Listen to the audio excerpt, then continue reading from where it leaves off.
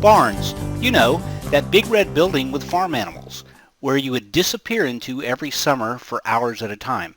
So did you know that barns aren't just used for farm animals any longer? And to help shed light onto that question, I have Chris McDonald from Barns with us today. Chris, how you doing?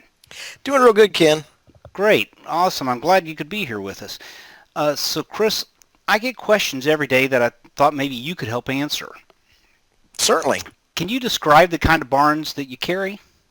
Yeah, that's not a problem. It's we've got them in all shapes and sizes. The primary shape, you've got two shapes to it. That is the classic barn with the more rounded edges, and then you have the barn, horse barn, which has got a more angular look to it, a more peak look to it.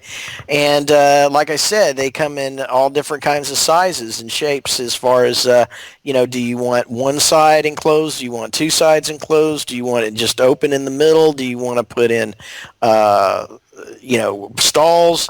And these are all metal. They're all steel frame, all steel exterior metal. There's three different roof types. You've got your regular style, which has a more rounded look to it. The eave actually kind of rolls over the top of the leg about 6 or 8 inches. Then we have the boxed eave, which is a style where it's looks more like a house. It's got an overhang on it about 6 inches on each side. And then you have our vertical roof, which is the exact same profile as the boxed eave, but the difference is that the panels run from the peak to the eave, so they're running vertically. And that's one of my favorites, and I'll tell you why, is because it allows all that water and debris to roll off so it doesn't hang up there on the ribs.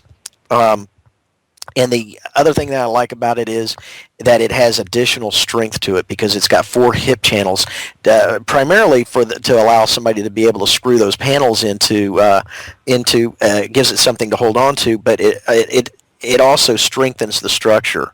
Okay, all right. And what's as far as sizes go? You said it's pretty much all sizes, but what's the biggest barn that you know of that you guys have constructed, or?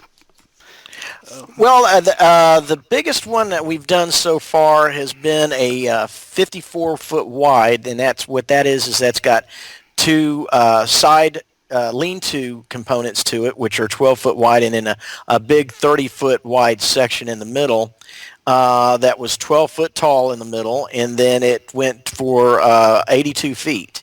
Wow. So yeah, it basically what the gentleman was doing was he was building out for a chicken production plant, and so he needed a lot of space and a lot of long space. So we took 2 of our basic units and connected them together for a small fee. So as you can see, you can go as long as you want on these.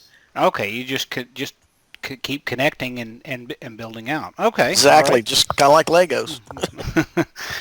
Okay. How long have you been providing barns for the area? Since 2003. Okay, so we've been around for a while. Okay, yeah. So you had the experience doing this, and it's that's fantastic.